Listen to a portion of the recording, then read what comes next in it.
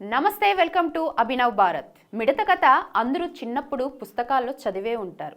అదే కథకు Indian version ఇక్కడ తెలుసుకుందాం. ఇదే కథకి ఇండియన్ వర్షన్ ఇక్కడ చదువుకుందాం. చీమ వేసవి కాలంలో చెమటలు కక్కుకుంటూ శ్రమించి పుట్టను నిర్మించుకొని ఆహార ధాన్యాలను నిల్వ చేసుకుంటూ ఉంటే మిడత దానిని అవహేళన చేస్తూ వేసవి కాలం అంతా ఆడుతూ పాడుతూ గడిపేస్తుంది. శీతాకాలంలో చీమ తన పుట్టలో వెచ్చగా జీవిస్తూ ఆహార కొరత లేకుండా ఉంటుంది. మిడత ఒక పత్రిక సమావేశం ఏర్పాటు చేసి తాను ఈ సమాజంలో వివక్షకు గురవుతున్నానని, చీమ హాయిగా పుట్టలో వెచ్చగా జీవిస్తూ కడుపు నిండా భోజనం చేస్తుంటే తాను మాత్రం ఎందుకు ఆకలితో అలమటిస్తూ చలికి గజగజలాడాలని ప్రశ్నించి తనకి జరుగుతున్న అన్యాయాన్ని సరిచేయాలని డిమాండ్ చేస్తుంది.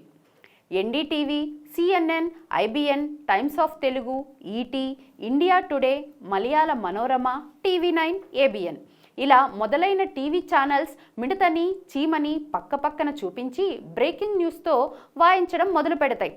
ప్రపంచం మొత్తం మిడతకి జరుగుతున్న ఘోరమైన అన్యాయానికి విస్తుపోతుంది. ఆర్ నారాయణ, సిపిఐ నారాయణ, సీతారాం ఏచూరి, ప్రకాష్ రాజ్, అరుంధతి రాయ్ మిడతకి సంఘీభావం ప్రకటిస్తూ టీవీల్లో జరిగే చర్చల్లో ప్రభుత్వాన్ని ఏకిపారేస్తాయి. మేధా పాట్కర్, గద్దర్ లాంటి వారు ఇతర పార్టీలతో కలిసి మిడతకి ఉచితంగా ఇల్లు, ఆహార సౌకర్యం కల్పించాలని రిలే నిరాహార దీక్షలు ప్రారంభిస్తారు.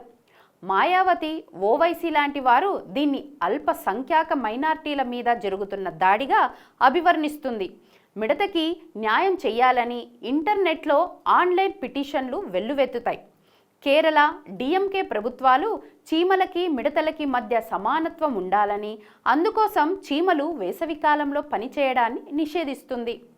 విద్యాశాఖ మంత్రి మిడత జాతికి అన్ని విద్యాలయాల్లో ఉచిత అడ్మిషన్ మరియు రిజర్వేషన్స్ కల్పిస్తారు. రైల్వే మినిస్టర్ ఉచిత ప్రయాణంతో పాటు మిడత జాతి కోసం ప్రతి రైల్లో ఒక ప్రత్యేక బోగి ఏర్పాటు చేస్తారు. ప్రభుత్వం మిడత జాతి మీద జరిగే అన్యాయ వ్యతిరేక చట్టం చేసి చీమను అరెస్ట్ చేస్తుంది. చీమ ఇంటిని మిడతకి కేటాయించి ఒక పెద్ద సభ పెట్టి తాళాన్ని కూడా అందజేస్తుంది. దీన్ని అన్ని టీవీలు లైవ్ కవరేజ్ కూడా ఇస్తాయి. బృందకారత్ దీన్ని ప్రజాస్వామ్య విజయంగా పేర్కొని ప్రతి సంవత్సరం ఆ రోజున వివక్ష వ్యతిరేక దినంగా పాటించాలని పిలుపునిస్తుంది. సామాజిక న్యాయం జరగడానికి ఎంత పోరాటం చేయాల్సి వచ్చిందో సవివరంగా పత్రికలన్నీ ఆర్టికల్స్ కూడా రాస్తాయి. జైలు నుండి విడుదలైన తరువాత చీమ అమెరికా వెళ్ళిపోతుంది. కొన్నాళ్ళ తరువాత సిలికాన్ వేలీలో చీమ వందలాది బిలియన్ డాలర్లతో ఒక కంపెనీ ప్రారంభిస్తుంది.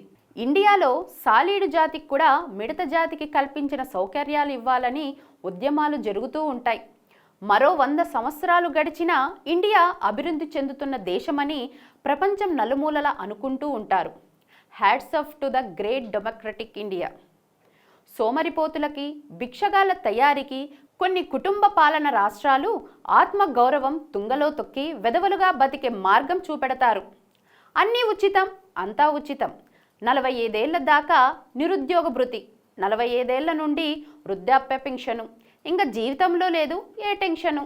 రోగం వస్తే ఆరోగ్యశ్రీ కార్డు, నిద్రొస్తే సర్కారిచ్చిన ఇల్లు, చుట్టాలొస్తే రూపాయికి కిలో సన్న బియ్యపు విందు. అంతా బాగానే ఉంది. భూతల స్వర్గం మన భారతదేశం. కానీ రోగానికి మందిచ్చి సేవ చేయడానికి ఎవరు ముందుకొస్తారు? ఇంటి నిర్మాణానికి రాళ్ళెత్తే కూలి వస్తాడా? వ్యవస్థ, సమాజం చిన్నాభిన్నం కాదా? అసలు మన నాయకులు ఎందుకు ఇలా ప్రవర్తిస్తూ మనలోని ఆత్మ గౌరవాన్ని నాశనం చేస్తున్నారు? పండుగలకు బహుమతి అడిగారా? లేదు. నాణ్యమైన జీవితం కావాలని అడిగారు. రోడ్లు అడిగారు, కరెంటు, నీరు, విద్య, ఉద్యోగ కల్పన అడిగారు. కానీ అవి కాకుండా ఇదేమి విచిత్రం? అసలు మనం ఎటుపోతున్నాం? అసలు సంఘర్షణ లేని జీవితం ఒక జీవితమేనా? Is it worthy living? ఒక గొంగలి పురుగు సీతాకోక చిలకగా మారాలంటే సంఘర్షణ. ఒక లాల్ బహదూర్ శాస్త్రి ఒక ప్రధాని పీఠం దాకా రావాలంటే సంఘర్షణ. తన కలలు పండించుకోవడానికి ఒక కలాం పడ్డది సంఘర్షణ. మనిషి ఎదగాలంటే కావాల్సింది సంఘర్షణ. పథకం చూడ్డానికి గొప్పదే. ఇప్పటికే ప్రతి రంగంలోనూ పనిచేసేవారు లేక కుదేలైపోతోంది. వ్యవసాయానికి కూలి లేడు, కోట్లోకి గుమస్తా దొరకడు. పనికి రమ్మంటే ఒక్కడూ రారు, వచ్చినా సరిగ్గా పని చేయరు. మనిషిని పనికి పురిగొల్పేది అతని ఆకలే. ఆకలి తీర్చాలి, కానీ ఉచితంగా కాదు, అది తీరే మార్గం చూపించాలి. చైనాలో ఒక సామెత, ఆకలితో ఉన్నవాడికి చేపలు ఇవ్వకండి, చేపలు పట్టడం నేర్పండి, అతనికి ఎప్పుడు ఆకలేసినా ఆకలి తీరుతుంది. అంతేకాని అన్నీ ఉచితంగా ఇస్తాను ఏంటిది? ఎవరికి ఉచితం ఇవ్వాలి?